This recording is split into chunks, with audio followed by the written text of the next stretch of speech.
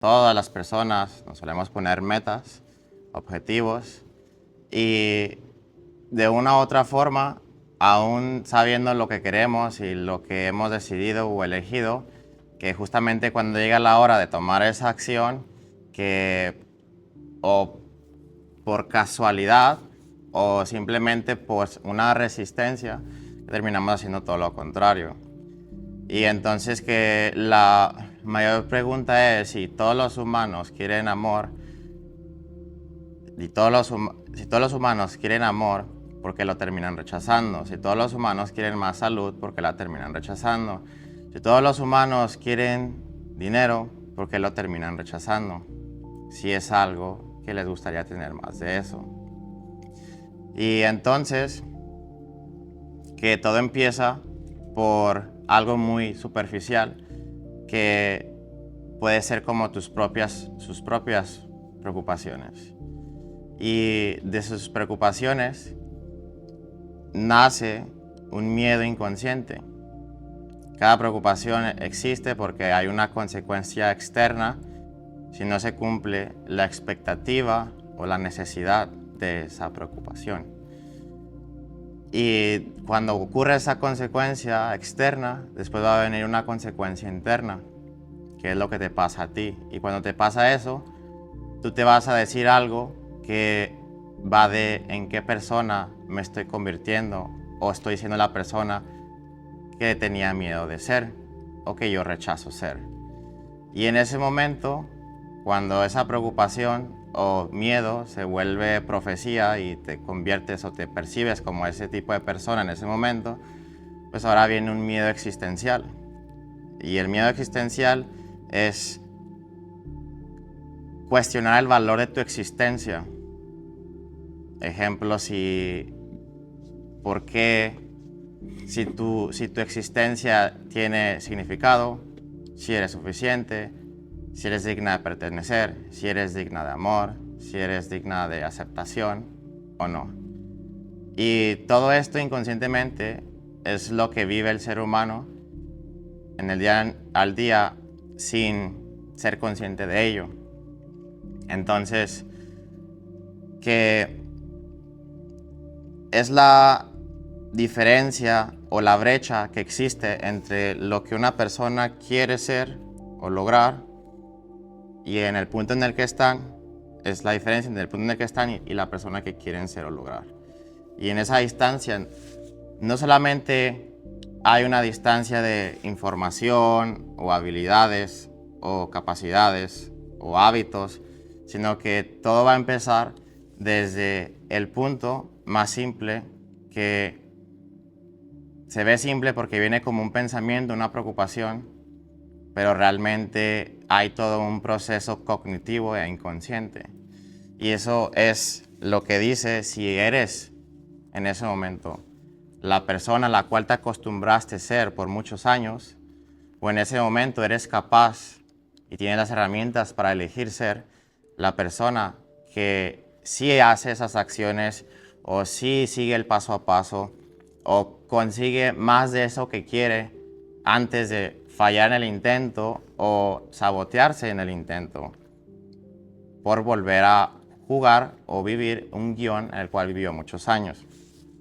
Entonces, ayer me vino esta reflexión, y es que algo que pasa mucho, es cómo se crea este guión, ¿ok? Va a haber dos momentos en su vida que van a tomar decisiones que van a hacer una diferencia existencial. O en esos dos momentos de su vida es cuando van a tal vez tener la probabilidad, o ya les ha pasado, que estropean eso que iban a hacer. Un momento de estos es cuando hay silencio. Cuando llega el silencio y no tienes nada que hacer, o no estás pensando en qué vas a hacer siguiente, o no hay a quien atender, no hay con quien hablar, es solamente tú y el silencio en ese momento. Cuando llega el silencio, va a venir una emoción, ¿cierto? Y es una emoción que después las va a llevar a un pensamiento. Y ese pensamiento es lo que las va a sacar de ese silencio. El problema es que la emoción que nace en el silencio, ¿de dónde creen que viene?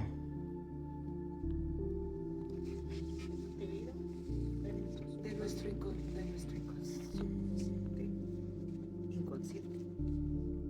El otro momento es no cuando hay silencio, sino que algo pasó que les detonó una emoción muy intensa. Se le puede llamar el punto de inflexión o un momento donde algo desafió su realidad, como puede ser algo positivo, puede ser algo negativo. Ejemplo, les llegó un mensaje que tiene que ver con tenemos que hablar. Y es como que, bueno, ese tenemos que hablar ya me lo sé y tal vez no sea algo bueno, ¿cierto? O depende de que esté para saber de qué vamos a hablar. Entonces, o igual, bueno, en ese momento ya empiezan a hacerse ideas, vienen más emociones, empiezan a planear lo que van a decir o lo que van a hacer o cómo va a ser su futuro. Y eso mismo igual y las lleva a ese momento que sea todo lo contrario a lo que tal vez iba a ser en realidad si hubieras llegado sin expectativas o sin esas emociones que se detonaron en ese momento. El otro momento puede ser cuando logras algo que tal vez no creías que iba a pasar o que eras capaz de lograr, o un logro que fue grande, que después de esta emoción fue como que, ok, esa emoción te llevó a decirte cosas como todo está bien y puedo volver a ser quien era, volver a los mismos hábitos, rutinas. O igual y te llevó a quiero más de esto de una forma impulsiva. Pero una vez más, esas dos emociones nacen de una experiencia que tuvieron donde aprendieron a protegerse. Y todas estas decisiones que se toman no desde cuando no están las herramientas o no eres consciente de esto, claro que se van a tomar desde un punto muy inconsciente. Se vas a dejar llevar, ¿cierto?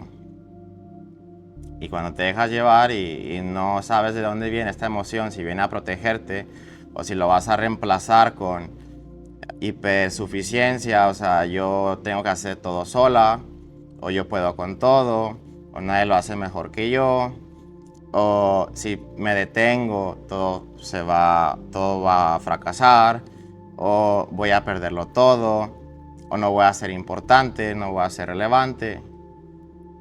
Y es desde dónde viene esa emoción, y realmente es una emoción que viene a comunicarte tienes que protegerte, o realmente puedes quedarte quieto y experimentarla sin ninguna expectativa.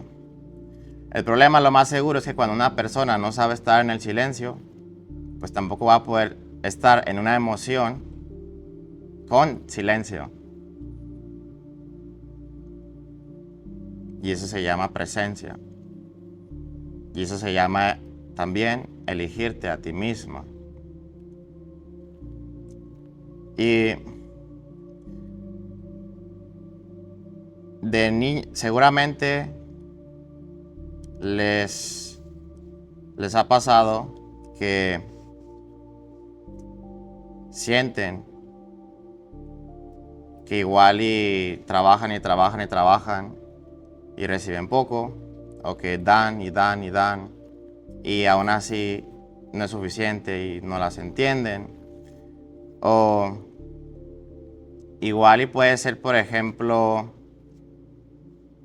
en cosas como la alimentación, los hábitos. Siempre pasa algo, justo te pueden decir cosas como siempre pasa algo cuando voy a empezar a hacerlo bien. Iba a empezar la semana con todo, pero tuve que sostener, tuve que dar, tuve que posponer. Y empieza como todo este diálogo interno donde todo lo que tenías planeado para hacer, pues que nada de eso pasó, ¿verdad? Había una expectativa. Y en ese momento, no es que la vida se ponga en contra o es que sea casualidad, sino que es regresar a ser la persona que has sido y que conoces. Es una parte de ti. No eres tú, es una parte. Y ahora imagínense esto. Cuando ustedes nacen y crecen, ustedes creen que crearon una verdad absoluta. Pero no crearon realmente una verdad absoluta, sino que primero crecieron viendo un espejo. Y vieron tanto ese espejo que empezaron a creer que ustedes eran ese espejo. Y el espejo que veían era: ¿cómo puedo ser digno de amor, de pertenencia, de cuidado, de atención, de seguridad, de importancia?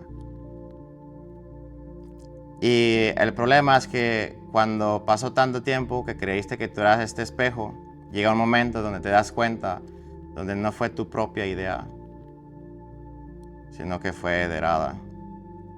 Y es ahí donde tú quieres crear tu propia idea del mundo y tu propia verdad.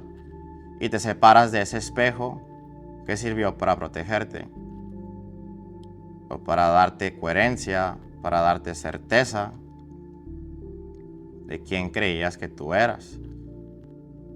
Y eso, o quién te enseñó a cómo merecer o recibir en ese momento amor. Y ese espejo son tus padres. Y cuando te separas de ese espejo y te das cuenta que era un espejo y que no eras tú y empiezas a crear tu propia idea, es donde empieza el conflicto. Porque ahora eres responsable de cómo recibes amor, cómo lo das, qué eliges comer, qué eliges de trabajo, de propósito. Y el problema es que aún se mantienen estrategias por una lealtad. Y lo que pasa es que no solamente tuvieron padres, sino que fueron una referencia de un mundo, de una realidad, son tus referentes de la figura masculina y la figura femenina. ¿Qué quiere decir todo esto? Que es la forma en cómo aprendiste a relacionarte con todo lo que tiene que ver con lo masculino y todo lo que tiene que ver con lo femenino. Y entonces, cuando llega la separación y la creación de tu propia idea, tienes que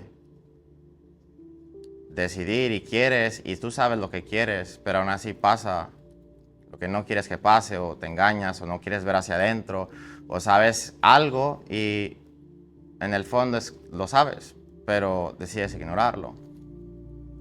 Y no es que ignores lo que pasa afuera, ni que te ignores a ti. Realmente no estás ignorando nada. Lo que está pasando es no quieres traicionar esa parte de ti que reconoces como un hogar. Porque ese hogar, independientemente de cómo fue la relación con papá o mamá, no todos los días fueron caóticos. De 365 días en un año, yo sé que hubo un día donde los amaron con toda su alma. Entonces, que esos días hacen mucho la diferencia, porque no solamente es que hagan la diferencia, pero es que simplemente, inconscientemente, es como si fuese tu tribu, tus referentes. Por ellos naciste y con ellos creciste. Y independientemente de si era un padre biológico o no, quien sea que te haya cuidado, sea un tío, sea un primo, ese es tu referente. ¿Tiene sentido? Y entonces, cuando hay esta separación y crees que estás ignorando lo que tú sabes que tienes que hacer, o estás ignorando lo que está pasando, pero que realmente no lo estás ignorando, sino que realmente le estás dando una lealtad y una prioridad a ese hogar, a esa parte de ti que aprendió ciertas estrategias, ciertas formas de relacionarse con el mundo, de relacionarse con sus referentes o con todas las relaciones masculinas, femeninas. Así como en algún punto, o así como ahora mismo, conscientemente o inconscientemente, amas a tus referentes, a tus padres, también amas a esa parte de ti. Porque entonces, ¿por qué tendrías recuerdos? ¿Por qué vendrían recuerdos a ti, a visitarte, si no fuese importante? ¿Por qué aparecerían casualidades que las sabotean o que les resta ese porcentaje que podrían estar recibiendo de amor, de salud, de avance, de resultados, de logro?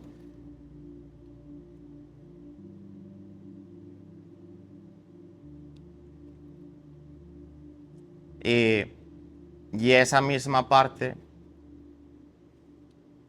mantiene un vínculo con la idea que llegaste a tener en algún punto con tus padres, tus referentes. Entonces, de esos 365 días, si hubo un grandioso día, pues que marcó tu vida para siempre. Y una parte de ti quiere mantener esa relación con ese momento. Porque entonces, ¿cómo hubieses aprendido a amar, a cuidar, a protegerte, a sobrevivir? Que igual y si te hubieses creado solo, las probabilidades de vivir creo que son muy bajas, ¿cierto? Siendo niño, sí. Entonces, pues que independientemente de lo bueno o lo malo, creo que al final del día hay mucho bueno. Y una parte de ustedes reconoce eso.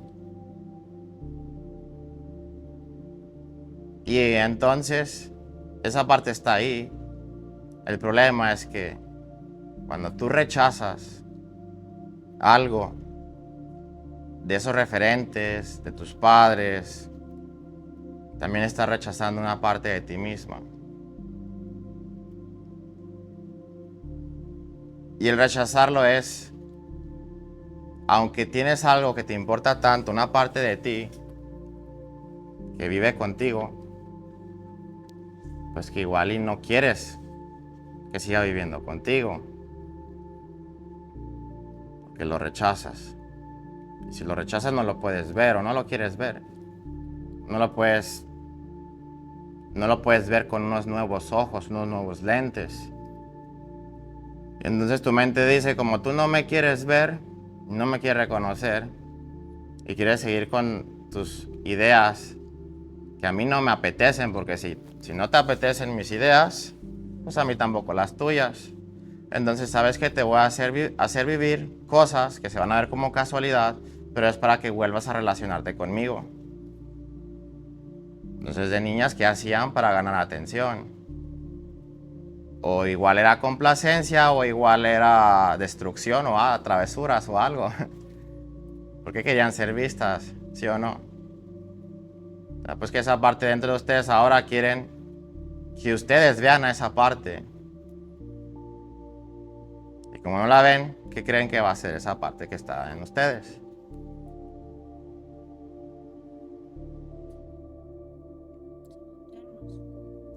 Enfrentarnos. Y eso se le llama disonancia cognitiva. La disonancia cognitiva es cuando dos ideas o dos creencias son contradictorias. Ejemplo, podría ser, tú en tu mente lo completas por mi papá es, y viene una palabra en automático. ¿Okay?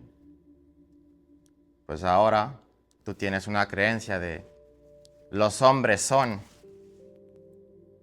y viene otra palabra. Y cuando conoces a un hombre, tú dices al principio, mi pareja es. Y eso es una disonancia. Porque lo que tú crees de tu papá y lo que tú crees de los hombres va en contra de lo que tú crees al inicio, digamos, de cuando conoces a alguien. Y entonces hay un conflicto porque no hay coherencia. Y a esa parte de ti no le gusta. Pasa lo mismo con la salud. Y si se dan cuenta, todo esto va al entorno. El entorno en el que creciste fue lo que, y la manera, el entorno influenció en cómo tú interpretabas las cosas. Como tú las interpretabas es tu experiencia subjetiva. Es tu modelo de la realidad. Puedes ver, la realidad puede ser un 100%, pero cada quien la ve en un 50, 60, 70, 80%. Y después le diste un significado a esa interpretación. Cuando le diste ese significado, entonces te hizo sentir una emoción.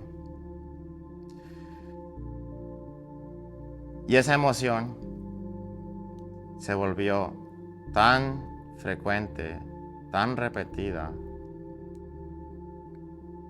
que se volvió el hogar de esa parte tuya. Y desde esa emoción, cada vez que llega el silencio, te visita esa emoción. Igual y viene a cuidar de ti, viene a protegerte. Porque sabe que viviste tanto tiempo ahí, que es más seguro estar ahí que estar en otro lugar. Los otros lugares son desconocidos. Le eres leal a ese hogar porque viviste tanto tiempo ahí emocionalmente que se convirtió en un lugar donde la incomodidad podía ser comodidad.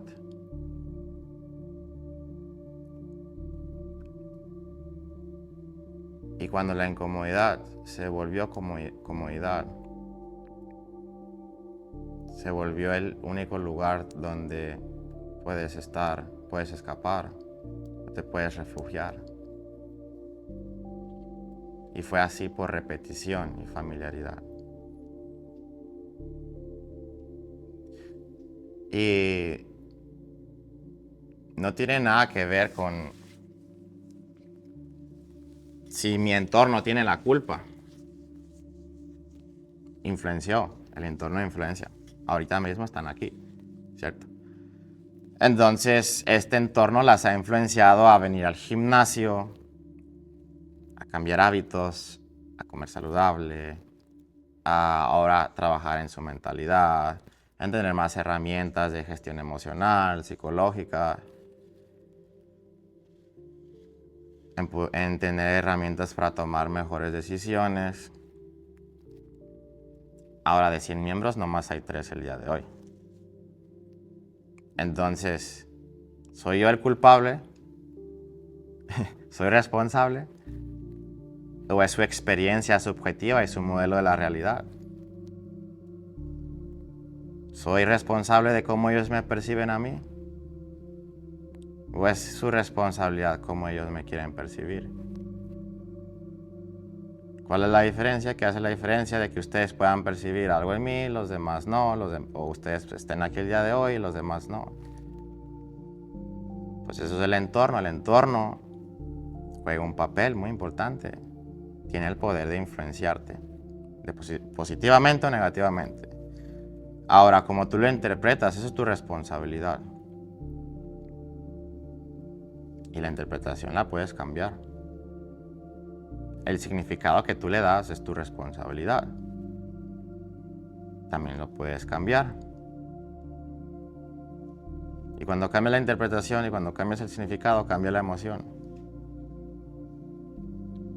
Y cuando cambia la emoción, cambia tu comportamiento y la acción que tomas.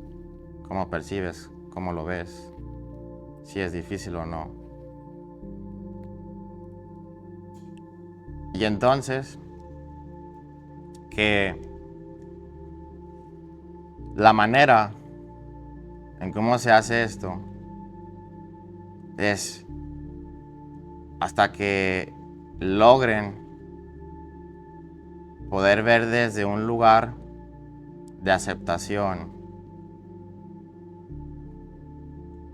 y desde un lugar de compasión, el poder encontrar cuáles creencias creó, lealtades, permisos, ese hogar tuyo emocional e identitario, esa parte de ti. El poderlo ver y detectar esto es lo que va a poderte ayudar ahora de, ok, te reconozco, te veo, y entonces hago mi parte y resignifico lo que yo creí en ese momento. Resignifico la lealtad, resignifico el permiso, resignifico cómo me relaciono hacia mis referentes o hacia ahora, hacia incluso mi energía masculina y mi energía femenina, la resignifico. Para que ahora no tenga piezas incongruentes o que me generan disonancia cognitiva. Y con esto, que la realidad que veo cada vez se acerque más a un 100%.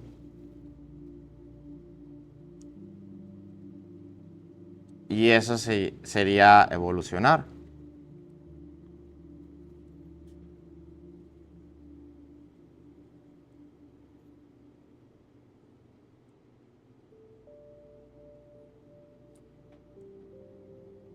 ¿Y cuál sería la consecuencia?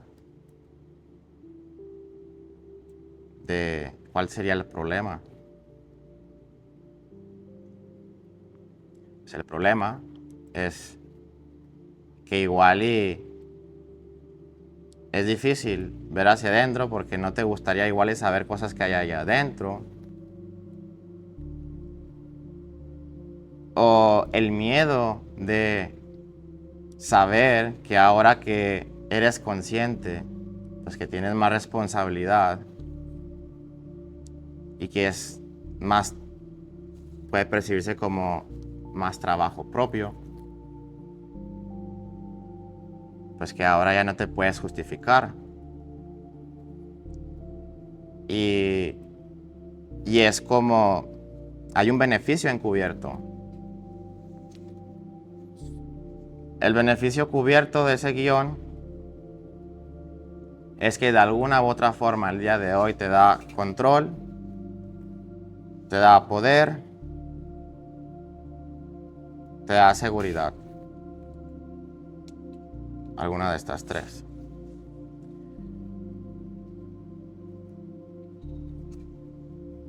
Si este guión te estuviese dando control,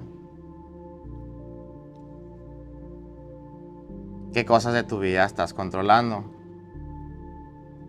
¿Y realmente dependen de ti o no? Si este guión te da poder, en qué realmente está siendo muy buena y depende de ti o no. O es una anestesia disfrazada de poder. Si este guión te da seguridad, el problema es que el crecimiento no exige seguridad, exige tolerancia a la incertidumbre.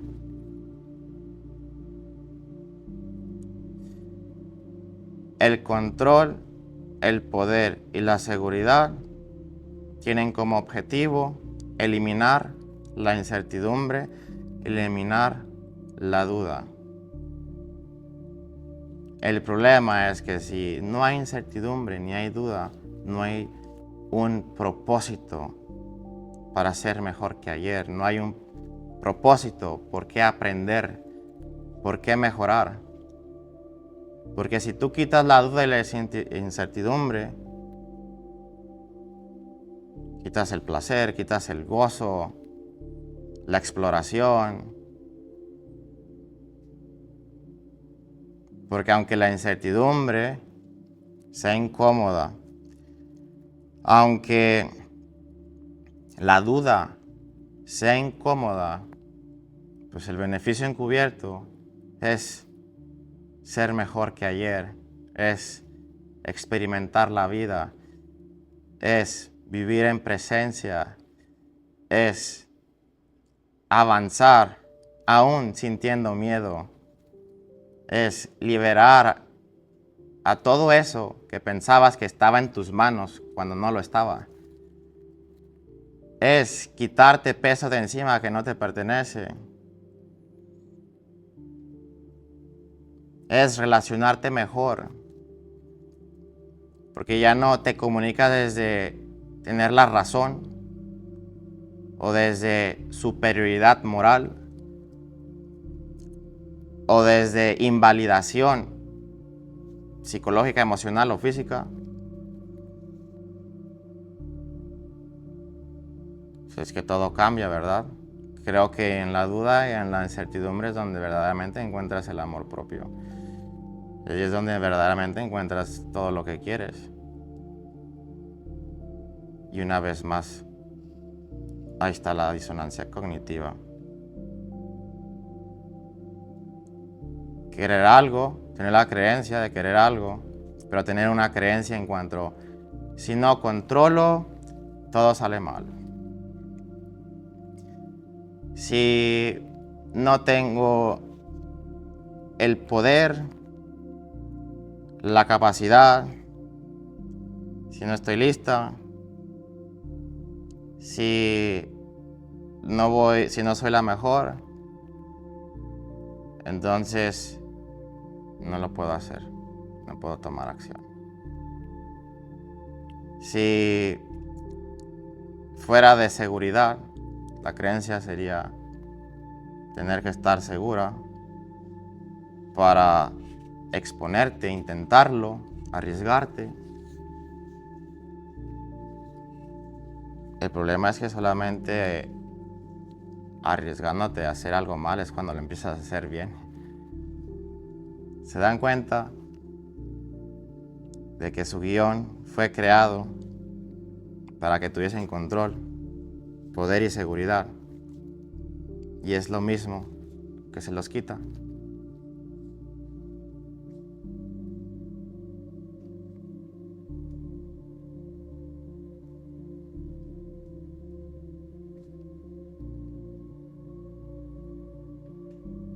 Y el problema ahora que hay esta contradicción es cuando viene algo que se le llamaría el automatismo. Son hábitos también. Hay hábitos buenos y hábitos destructivos o tóxicos. Por ejemplo, si vienes por un año al gimnasio, estoy muy seguro que lo más probable es que vengas otro. Y ya sea normal, ¿cierto? Pues cuando vives tantos años con esta sensación o ilusión, o sosteniendo estos guiones que te dan control, poder y seguridad, si se te hace normal vivir con esa ilusión o no ver hacia adentro. Por eso las personas no quieren ver al final hacia adentro o cambiar. Está este beneficio encubierto y se vuelve tan normal que a partir de que ya era normal porque estaba en tu hogar emocional, identitario, pues que ahora empiezas a distorsionar, generalizar o olvidar cosas para proteger el guión. Ejemplo,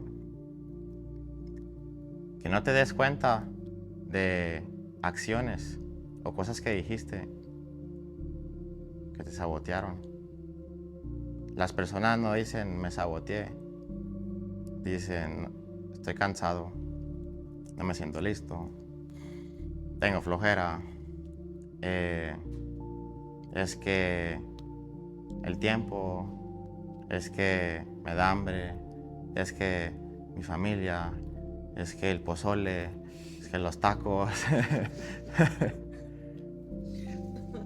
es que la economía, es que el presidente, es que la educación. Y así se va la lista. Todo lo que termina en es que y por qué.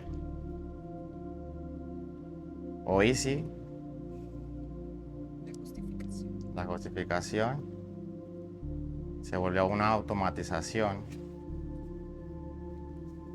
encubierta para proteger la forma en la que consigues control, poder y seguridad. Y cuando llevas años viviendo así y décadas, ¿qué crees que es lo que va a pasar?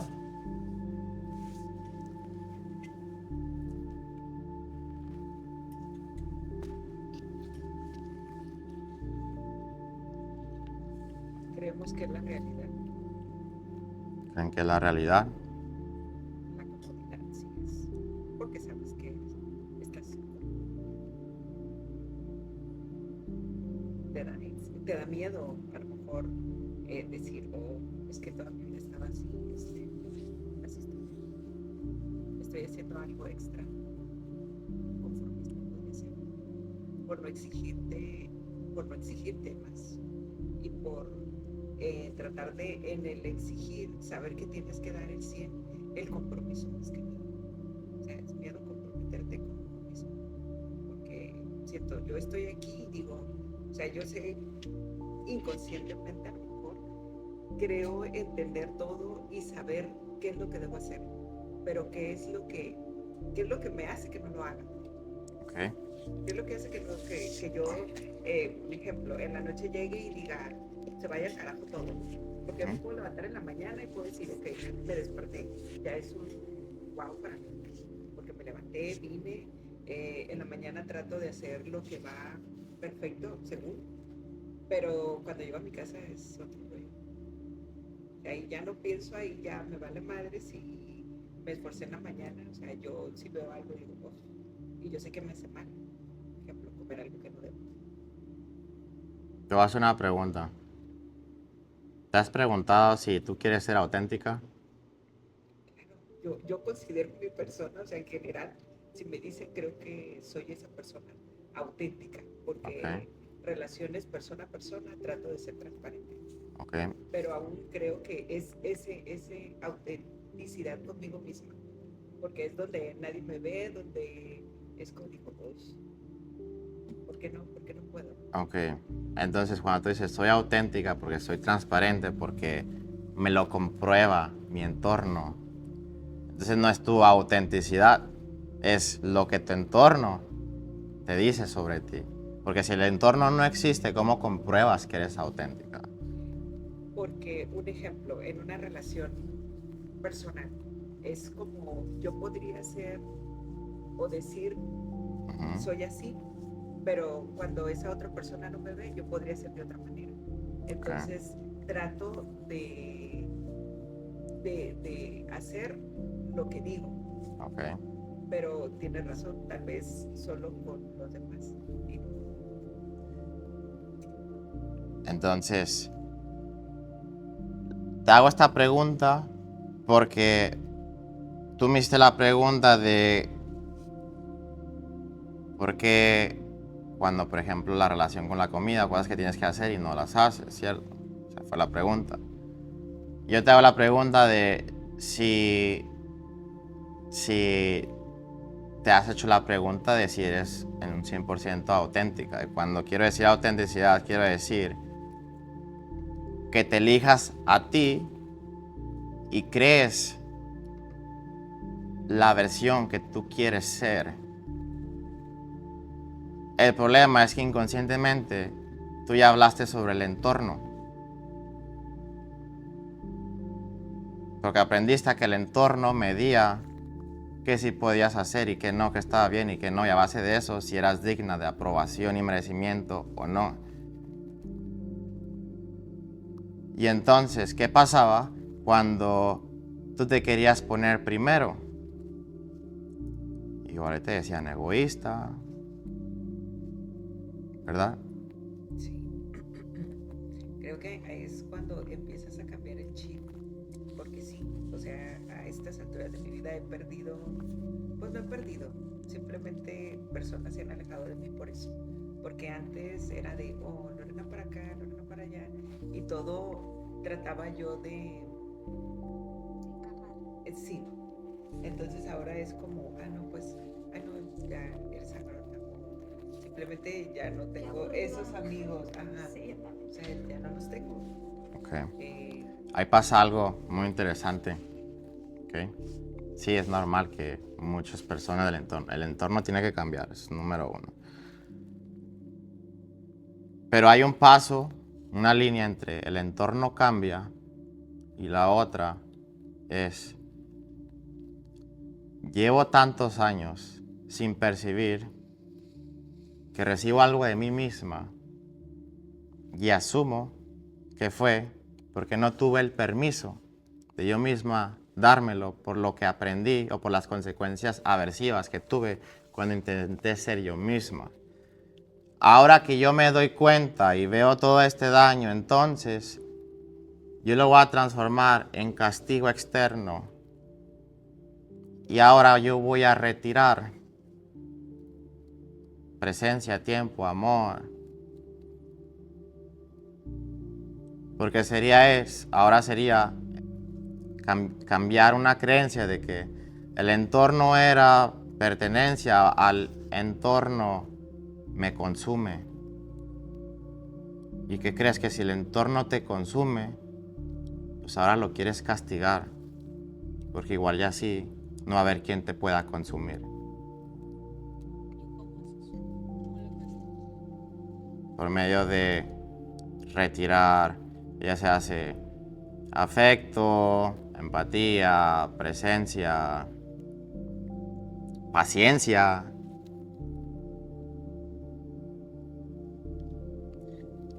Llega un punto donde te das cuenta del engaño el autoengaño que viviste. Por ejemplo, el autoengaño de la hipercomplacencia, hacer todo por los demás. O no todo por los demás, pero darte cuenta que diste lo que no podías dar a cambio de algo. Había una expectativa, diste a partir de una expectativa de como yo te doy, te entrego una parte de mí. Y esa parte que te doy de mí, entonces queda otra mitad mía. Pero esa mitad mía ahora la adapto para que me veas de una forma diferente o que tú sientas algo diferente. Entonces me quedo sin mi yo. Y como ahora me quedé sin mi yo, tú me tienes que salvar. Tú me tienes que dar algo a cambio. Ah, pero ya no sé quién soy porque te entregué una parte mía y la otra la cambié por ti. Y como olvidé quién soy y esto me dolió porque me generó un vacío, sin darme cuenta que yo lo elegí, me he engañado para complacerte, para recibir amor, pertenencia, cuidado, seguridad. o control, poder. Que la próxima vez que yo esté en una situación parecida, o que me doy cuenta de que lo hice, ahora voy a castigar todo eso que me hizo expropiar mi propia persona de mí mismo. Expropiar. Y entonces se vuelve otro automatismo. Y se ve como todos los hombres son iguales, toda la economía es igual. La generalización viene de un automatismo, de una experiencia aversiva. O de autoabandono, o de expropiación de tu propio yo. Y entonces, volviendo a la pregunta, es de si te has preguntado si eres en un 100% auténtica, es ¿qué pasaría si realmente te eligieras a ti en un 100%? A ti. A mejorar un 100% la relación con la comida, por ejemplo. ¿Qué implica esto? Pues poner límites, pasar por incomodidad, duda, dificultad, decir no. Decirte no a ti misma, antojos por un bien mayor. ¿Qué pasa en ese momento? Que ahí te das cuenta cómo te relacionas con tu estructura interna. ¿Y de dónde aprendiste la estructura interna? Pues de papá. Si me relaciono mal con papá o tengo una mala idea de papá, entonces tengo una mala idea de mi propia estructura interna. Y cada vez que me relaciono con mi estructura interna, me caga porque me caga mi papá. Entonces cada vez que yo voy hacia adentro a ver mi estructura interna, me acuerdo que me caga mi papá y mejor me olvido de mí para no pensar en él, porque fue mi forma de relacionarme con él aunque no esté. Sus padres un día van a morir. Mueren en vida, pero van a seguir con ustedes. Su corazón, en su mente.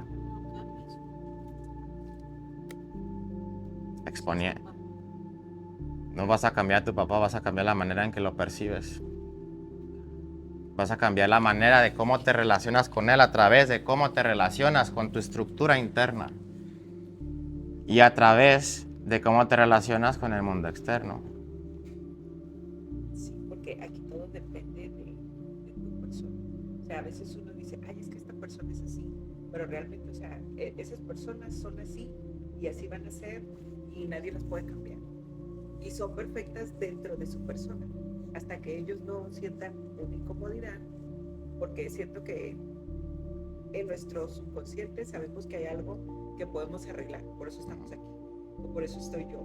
Es con la expectativa de, sí, será, o sea, según yo escucho cosas, te entiendo, y yo digo, pues si yo sé, o sea, una parte de mí también me puede decir, pues si ya sé lo que tengo que hacer, o sea, solo me falta, ¿qué me falta?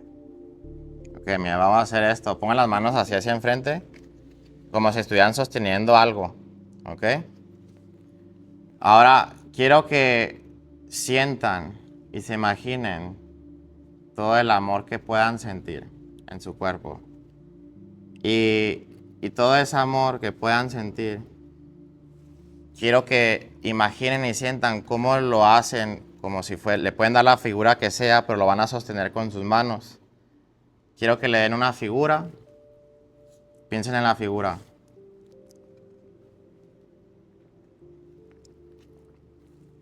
Ahora quiero que le den un color.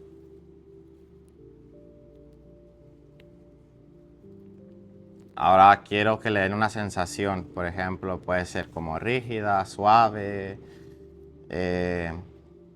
viscosa, frágil. Una textura, una sensación. ¿Okay? ¿Lo tienen?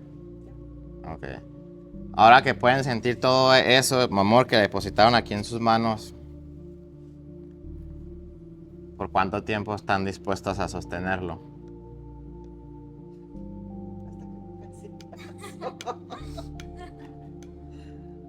Ok, sosténganlo.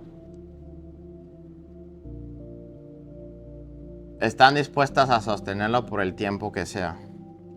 Y lo sostienen porque es su amor. Entonces,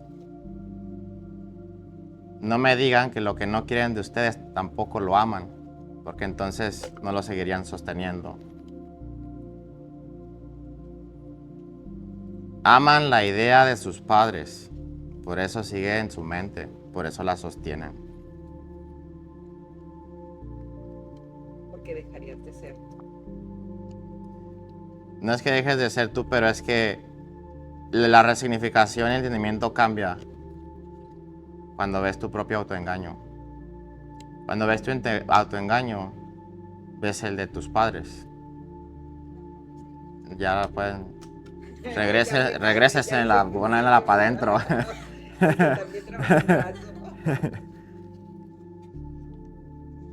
Y cuando ves el autoengaño que vivieron tus padres, dices, oh, una de dos.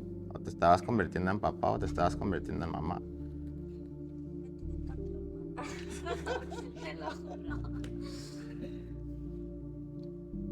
Y entonces, solo así es que llega la empatía y el, ok, puedo perdonar porque ahora me veo que yo también era capaz de hacer lo que él hizo.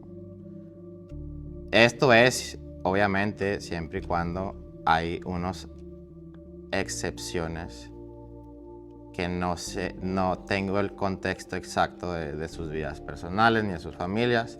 Entonces, pues hago descarga de responsabilidad que en un contexto donde hay tal vez un problema, un caso psiquiátrico, donde hubo trauma aversivo o experiencias que no se las deseo a nadie, pues que es muy diferente. Muy diferente, pero si hablamos de todo lo que no tenga que ver con eso, que ahí está la manera de resignificarlo. Entonces, ¿qué quiero decir con esto? O sea, yo lo que digo hay casos donde igual había padres que eran bipolares o sino esquizofrénicos o sino con ciertos patrones que los llevaban tal vez o el uso de adicciones de drogas que los llevara a ocasionar abusos sexuales. Pues que eso ya es muy, muy profundo. Aún así, pues que no es como que vaya de perdonar lo que pasó. Es perdonarte a ti misma por haber sostenido una idea que te afectaba en todas tus áreas de tu vida.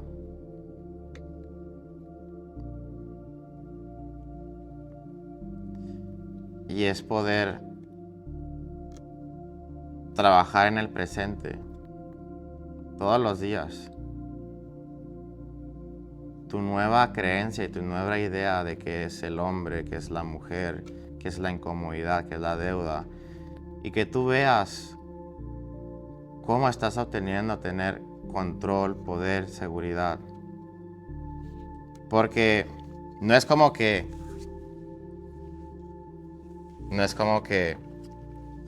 oh, hacemos una meditación y todo cambia. Sino que yo lo veo como un proceso. Proceso 1 es darte cuenta. Cuando te das cuenta, empiezas como un investigador a observar. Te empiezas a observar a ti mismo. observarte a ti mismo es expandir conciencia. Empiezas a ser consciente de tus acciones, tus conductas, tus patrones, tus emociones, de dónde vienen, cuál es su objetivo, su propósito, de qué te quieren proteger, cómo te autoengañas. Y cuando empiezas este modo de investigador, después viene la parte de, ok, ya tengo la información, ya lo sé, ya lo puedo ver. Después empiezas a construir cómo se siente empezarte a elegir a ti misma, cómo se siente crear tus propias nuevas creencias, tus nuevas ideas. Y ahora tienes que observar quién eres, quién estás eligiendo ser tú mismo. Y cómo integrar ese hogar hacia el nuevo yo, pero desde la paz, desde el entendimiento y desde el ya no necesito esto para sobrevivir. Pero me entiendo que viví un proceso y vengo a evolucionar. Y aún así le doy atención y observo esa parte de mí. Y de una u otra forma, complazco mis necesidades como ser humano, emocionales, desde un lugar abundante, no desde escasez. Y eso se practica todos los días. Y dices, cambias cómo ves, cambias cómo te sientes, cambias lo que escuchas, cambias lo que dices, cambias tu diálogo interno.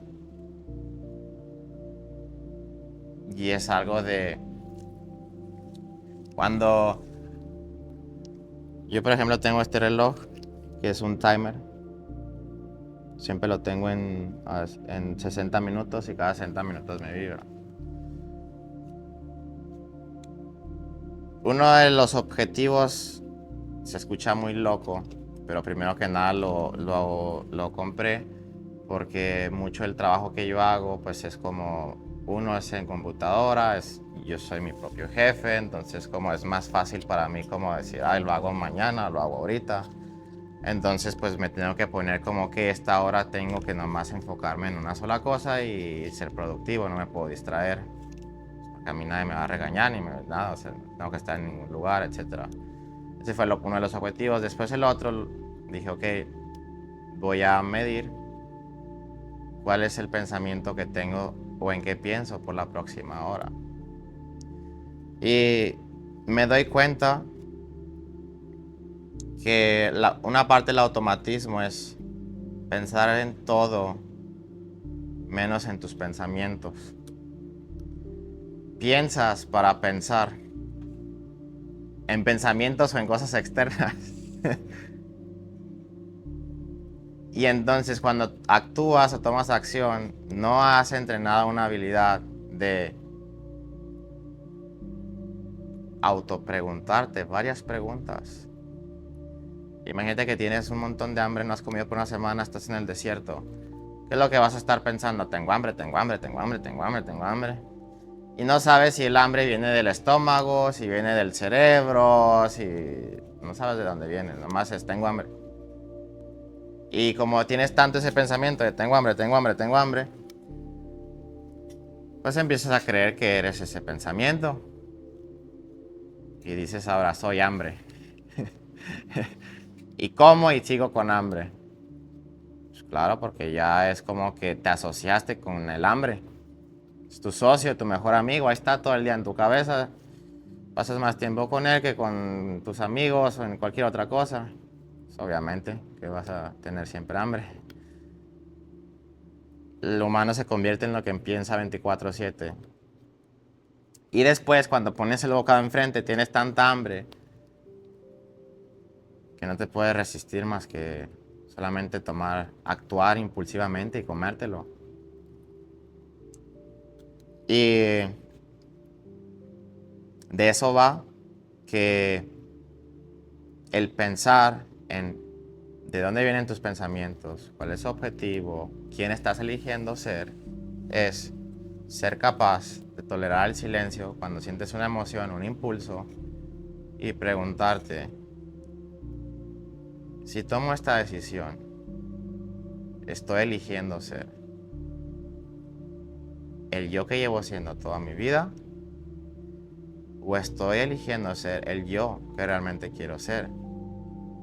Siento una resistencia. ¿De dónde viene esa resistencia?